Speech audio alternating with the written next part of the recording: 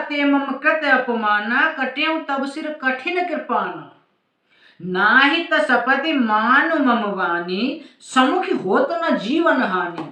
अर्थात सीता, तूने मेरा अपमान किया है। ये रावण कह रहा है कि हे सीता, तूने मेरा अपमान किया है, मैं तेरा सिर इस कठोर कृपाण से, कृपाण मतलब तलवार से काट डालूंगा, नहीं तो अभी भी जल्दी से मेरी बात मान ले।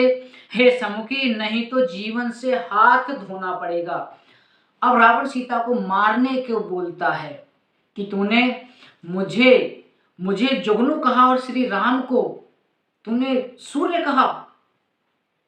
आगे की चौपाई आती है कि श्याम सरोज दाम सब सम सुंदर, प्रभुभुज करिकर सम दस कंदर, सोभुज कंठ की तब अस घोरा, सुन सठ अस प्रवान पन मोरा। अर्थात सीता जी ने कहा, हे दशग्रीव, हे रावण, प्रभु की भुजा को श्याम कमल की माला के समान सुंदर और हाथी की सूंड के समान विशाल है।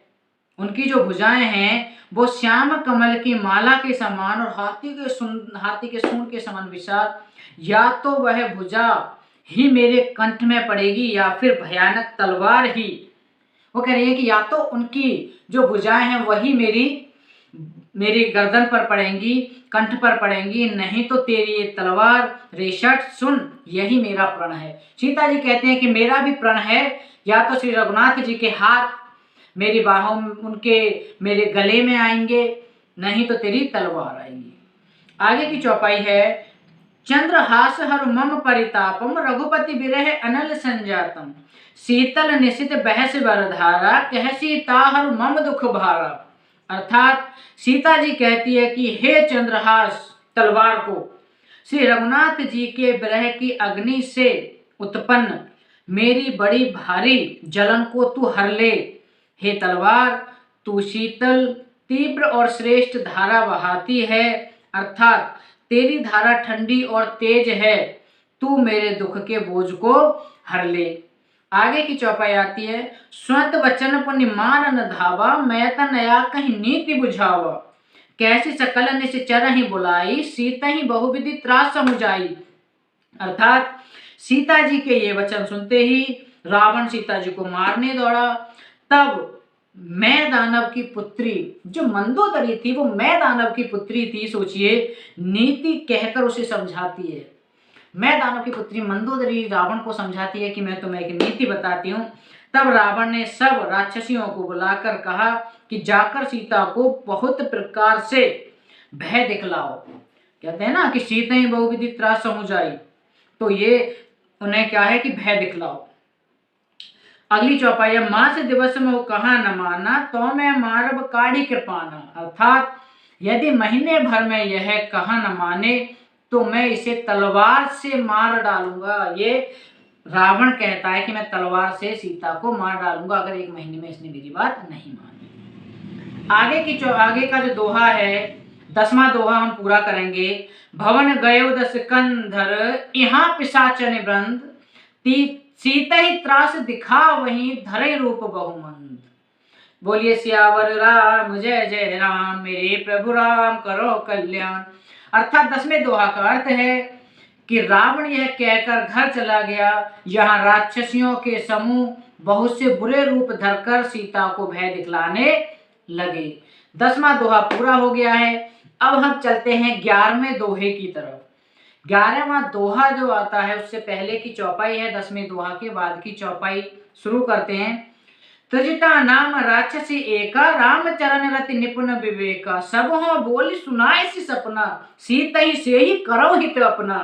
अर्थात उनमें एक त्रिजटा नाम की राक्षसी थी, उसकी श्री रामचंद्र जी के चरणों में प्रीति थी और वह विवेक मतलब ज्ञान में निपुण थी। उसने सबको बुलाया, कहा, स्वप्न सुनाया और कहा सीता जी की सेवा करके अपना कल्याण कर लो। देखो राक्षसों में भी प्रभु के भक्त थे। जो त्रिजटा नाम की राक्षसी थी वो श्री रघुनाथ जी की वो थी भगत। आगे की चौपाई आती है, सपने बानर लंका जारी, जातु धन सेना सब मारी, खर आरूण नगन दस सीसा, मुंडित सिर खंडित भुजवीसा।